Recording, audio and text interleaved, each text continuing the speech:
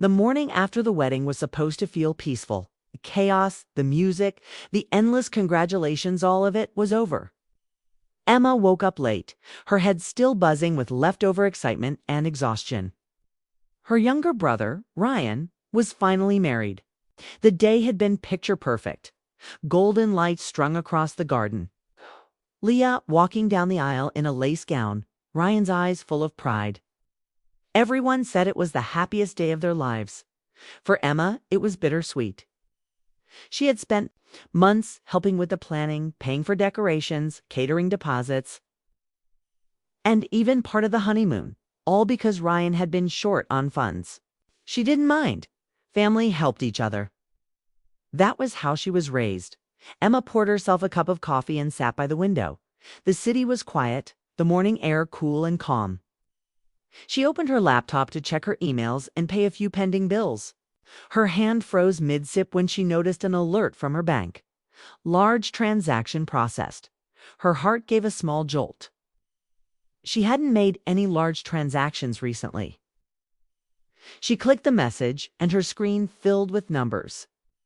Her savings account, where she'd kept money she'd been saving for her small business, was almost empty. At first, she thought it was a mistake. She refreshed the page twice. Then she checked the transaction details. The number on the screen didn't lie. $8,400 transferred to another account. The name beside the transaction made her heart drop. Leah Simmons. Emma stared at the name, disbelief turning slowly into confusion. Leah, her new sister-in-law. Why would Leah have access to her bank details? And then the memory hit her. Months ago, when Emma was recovering from minor surgery, Leah had kindly offered to help her organize some finances. She had asked for Emma's account number to set up a few automatic payments. Emma, grateful at the time, hadn't thought twice. She had trusted her. Her coffee turned cold as she tried to think logically. Maybe Leah had used her account by mistake. Maybe it was some kind of mix-up. But $8,400 was too exact, too intentional. Emma grabbed her phone and dialed Ryan. He answered on the third ring, sounding sleepy but cheerful. "Hey, Em, big day yesterday, huh?" "Ryan," she interrupted, her voice trembling. "Did Leah use my bank information for something?" "There's a transfer $8,400 to her account." Silence. Then the tone in his voice changed. "What are you talking about?" I just checked my account," she said, trying to stay calm. "It's gone. The money's gone." The transfer went to Leah's name. Ryan sighed heavily. "Emma, come on. That doesn't make sense. Leah wouldn't do something like that." "I have proof. I'm looking at the transaction right now." That was another pause, longer this time. She could hear faint movement in the background, maybe Leah's voice. Then Ryan's tone turned defensive. "Maybe she borrowed it for something wedding-related. You know, things were tight these last few weeks." "Borrowed it?" Emma repeated, stunned. "Without asking me." "Ryan, that's not borrowing. That's stealing." He groaned. "Emma, please don't blow this up. It's probably a misunderstanding. I'll talk to her and call you back." But he didn't call back. Hours passed. Emma sat in silence, the bank page still open, her thoughts spiraling. She replayed every interaction with Leah in her mind, the small comments, the sudden friendliness. The way Leah had smiled when Emma had said she was saving up for her bakery business. Now it all felt different. It felt like pieces of a puzzle she hadn't realized she was part of. That afternoon, she finally received a text from Ryan. Leah said she borrowed the money. "She'll pay you back soon. Stop making a scene." The words hit harder than she expected. Stop making a scene. That was what he thought of her worry, her betrayal. A scene? Her throat tightened. Her brother, the one person she had always defended, the one she had raised after their parents died, had chosen to believe Leah over her. She typed out a reply, then deleted it. There was no point arguing. Ryan wouldn't listen. Not now. Not when Leah was involved. As the sun went down, Emma walked through her small apartment, trying to calm herself. The air felt heavier than usual. She opened the drawer where she kept her receipts, contracts, and papers related to the wedding expenses. She had paid for so much already: flowers, lighting, last-minute decor, had never asked for repayment. She'd done it out of love. But this was betrayal. Her phone buzzed again. This time, it was Leah. "Hey, Emma, I think Ryan told you." "Don't worry, I'll return the money soon. Things got a bit tight before the wedding. Hope you understand." Emma stared at the message in disbelief. The smiley face felt like a slap. Hope you understand? What was she supposed to understand? That stealing from family was acceptable if you smiled about it? Her hands shook as she put her phone down. That night, she couldn't sleep. Every time she closed her eyes, she saw Leah's smiling face at the wedding, laughing and dancing under the lights. She remembered Ryan's words during the toast. "Leah completes me. She makes me a better man." Maybe she did by taking everything that wasn't hers. Emma's thoughts shifted between sadness and anger. She had always been the responsible one, the one who put family above herself. When Ryan lost his job, she paid his rent. When Leah got sick last year, she sent groceries to their apartment. And now they had stolen from her? The next morning, Emma went to the bank in person. She explained everything: the unauthorized transfer, the connection to Leah.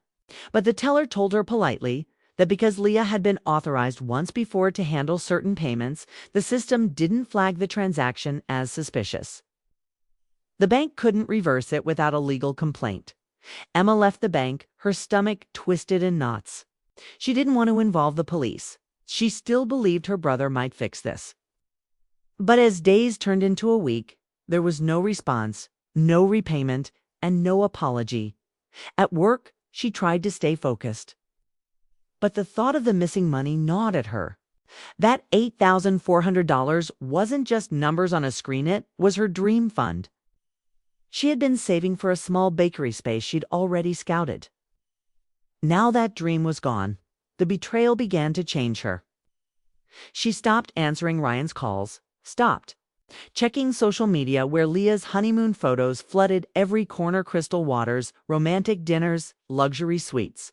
All paid for, she realized bitterly, with her money. But underneath the anger, there was something else growing: a quiet determination. She couldn't undo what they'd done, but she could make them regret underestimating her.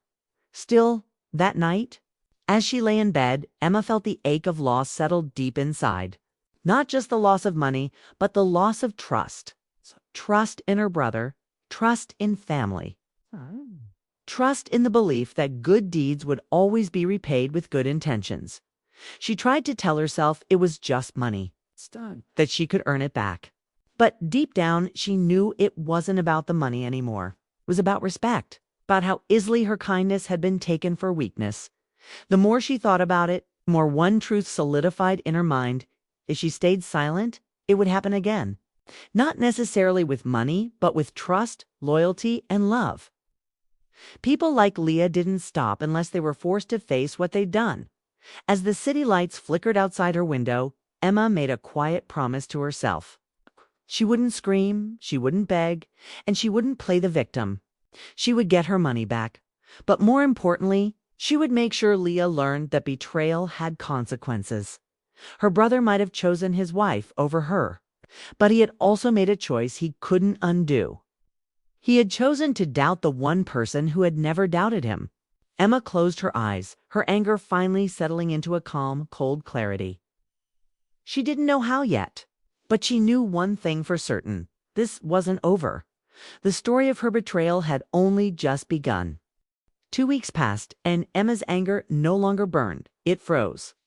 The wedding excitement had faded for everyone except Leah and Ryan, who were now showing off their honeymoon on social media. Every picture felt like a reminder of her stolen Manalea's diamond bracelet, Ryan's new watch, the candlelit dinners overlooking the sea. It wasn't just that they had taken from her. It was that they were enjoying it without guilt, as if her sacrifice had been part of their fairy tale. Emma stopped checking her phone, but curiosity always dragged her back. Each photo felt like a spark hitting dry wood, reigniting her frustration. She had been quiet long enough. Ryan hadn't called, Leah hadn't repaid a single dollar, and everyone seemed to believe she had simply moved on. But Emma hadn't moved on. She was planning that at first. She considered going to the police. She even stood outside the local station one morning, replaying the conversation in her head. But then she imagined Ryan's face, the disbelief, the disappointment. He would see it as betrayal. He would protect Leah no matter what. Going to the police would only turn him against her completely. So Emma decided she'd handle it herself. If Leah thought she was weak, she'd soon learn otherwise. Emma began gathering information. Leah ran a wedding and events business online, a small but growing company that relied heavily on its image. Emma knew that in Leah's world, reputation was everything. She started small, scrolling through Leah's public profiles, noting the kind of clients she worked with, the posts she shared, and the promises she made about her services. Everything seemed polished, maybe too polished. Then Emma began digging deeper. She went through old receipts and invoices from the wedding. Some of the vendors Leah had booked never received full payments. Others had small discrepancies in their bills. Emma realized Leah had been juggling money between clients, using one deposit to pay off another event. A dangerous game that could collapse if anyone exposed it. Emma wasn't planning to destroy her instantly. She wanted Leah to feel the slow squeeze of fear, the kind that comes from knowing the truth could come out any moment. But she needed proof, something undeniable.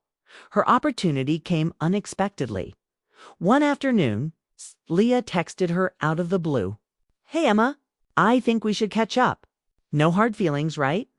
Coffee tomorrow." Emma stared at the message. It sounded innocent, even friendly, but she could see through it. Leah wasn't reaching out to make peace. She was checking if Emma still planned to fight back. Still, Emma agreed. They met at a small cafe downtown. Leah arrived late, wearing a designer coat and a bright smile. She greeted Emma with an air of casual confidence, like nothing had ever happened.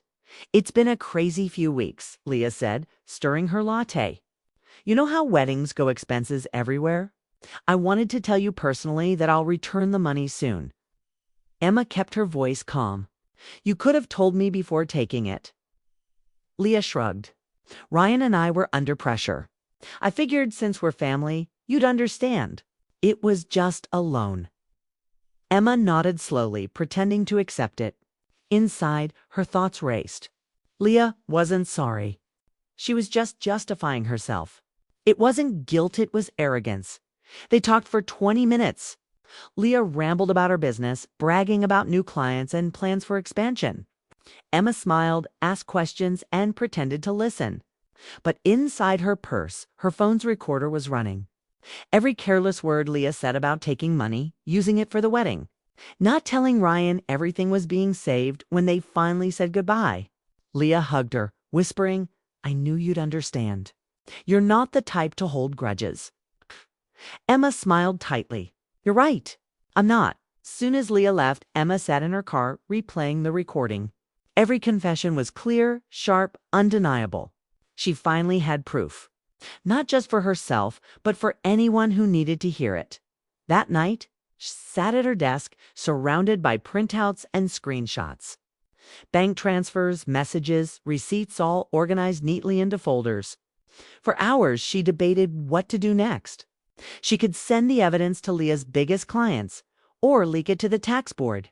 She could ruin her business in one night. But the thought didn't satisfy her as much as she expected. Revenge wasn't supposed to feel this heavy. Emma tried to sleep, but her mind wouldn't stop. Every memory of Ryan defending Leah replayed in her head. He hadn't believed her. He hadn't even tried to. Maybe part of her revenge wasn't just against Leah, but against him too. She wanted him to see the truth, to feel the sting of realizing how wrong he'd been. Over the next few days, Emma watched Leah's business closely. She joined her mailing list, monitored her posts, and even spoke to a few of her clients under the guise of asking for quotes. That's when she noticed a pattern. Leah was using Emma's stolen money not just for the honeymoon, but to fund her business expansion. She was posting about new partnerships and upcoming investments, all built on the savings Emma had worked years for.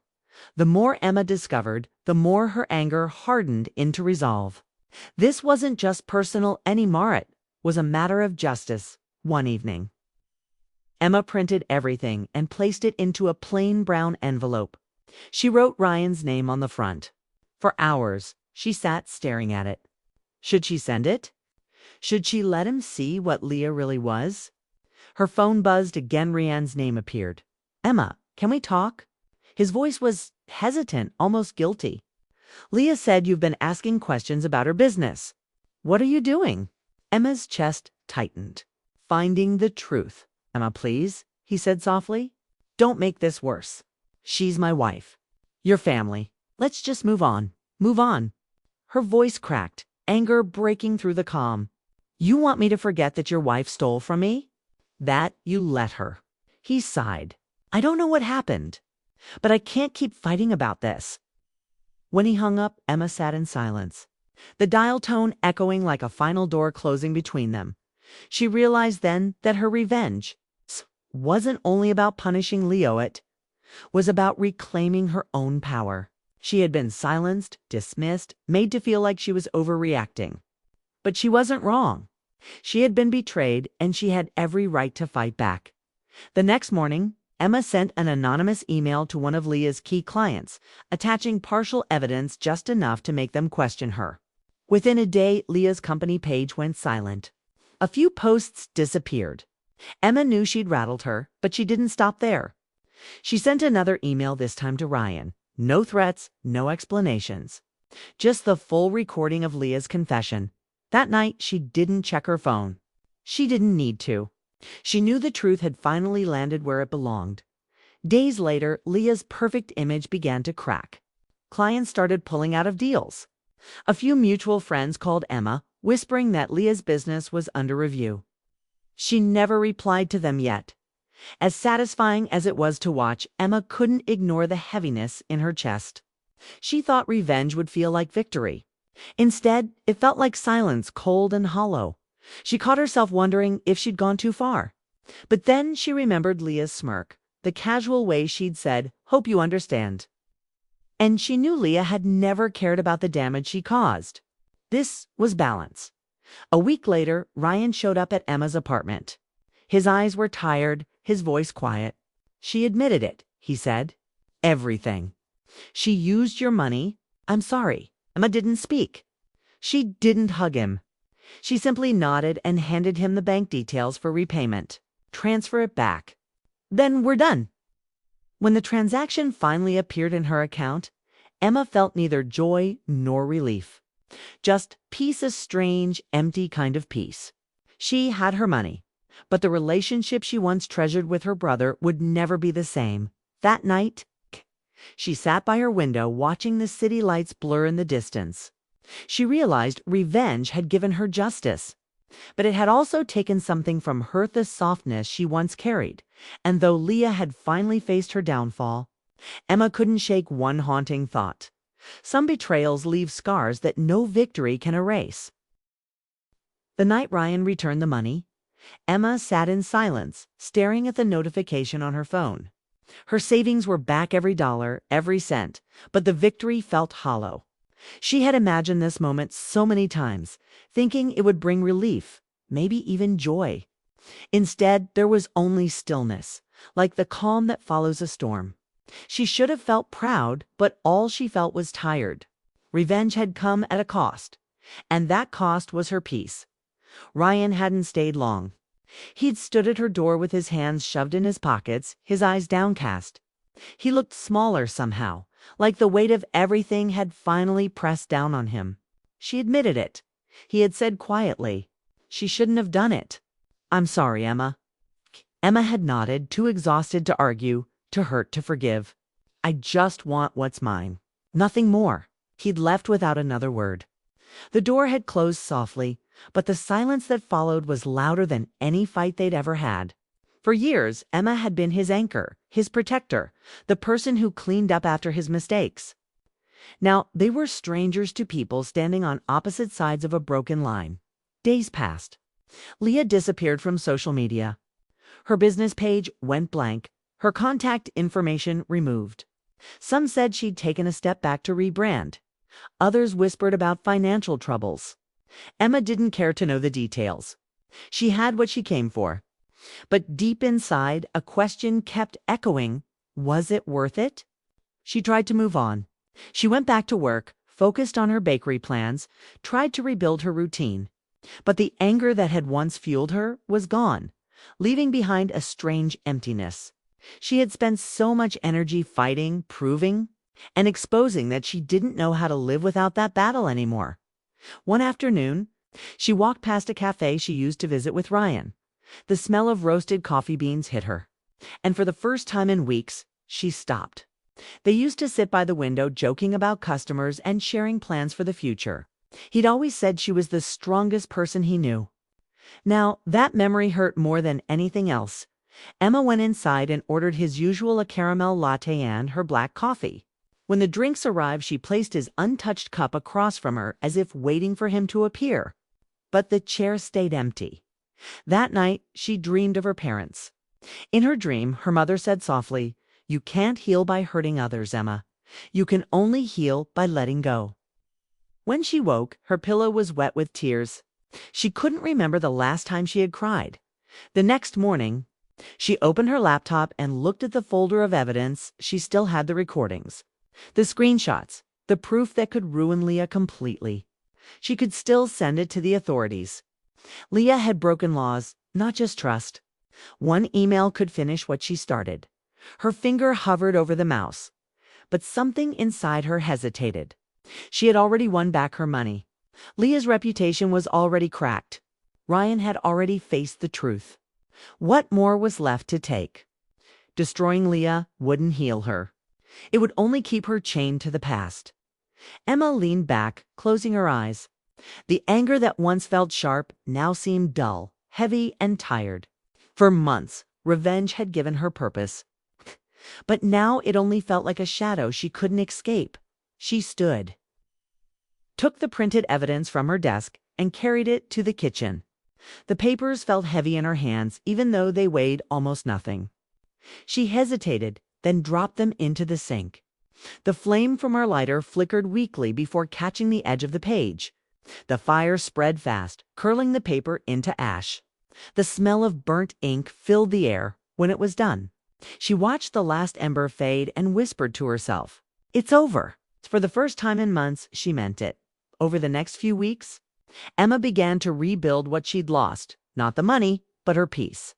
She started working again on her bakery dream, visiting spaces for rent, meeting local suppliers. It was slow, sometimes lonely, but it was hers. She wasn't doing it for revenge anymore. She was doing it for herself. Ryan reached out one day, asking if they could meet. Emma hesitated before agreeing. They met at the park where they used to spend time as kids. The autumn air was cool, and the trees were shedding their leaves, golden and quiet. Ryan looked older than she remembered, his eyes tired. "I wanted to thank you," he said, "for not going to the police, for not ruining everything." Emma smiled faintly. "I wasn't doing it for you, Ryan. I did it for me." He nodded. "I know, I didn't want it to end like this between us." She studied him, unsure if she could forgive, but also too tired to hate. "It doesn't have to," she said softly, "but it can't go back to what it was either. You believed her over me. That doesn't disappear overnight." "I know," he said quietly, "and I'll earn that back somehow." For the first time, Emma believed he meant it. They didn't hug. They didn't promise anything. But as he walked away, she felt something shift a small step toward healing. Not for him, but for herself. Days turned into weeks, and slowly, Emma's life began to feel normal again. She found a small space to rent for her bakery. It wasn't much, but it was enough to start. She spent her evenings painting the walls, fixing shelves, and writing menu ideas on scraps of paper. Each day she felt lighter. One evening, as she cleaned up, her phone buzzed. It was a message from Leah. Just one line. "You got what you wanted. I hope you're happy." Emma stared at the words for a long time before typing back, "No, I didn't want your pain. I wanted my peace." She didn't expect a reply, and none came. But as she put her phone down, she realized how far she'd come. Months ago, she would have wanted Leah to suffer. Now she just wanted her gone from her thoughts. That was the real victory.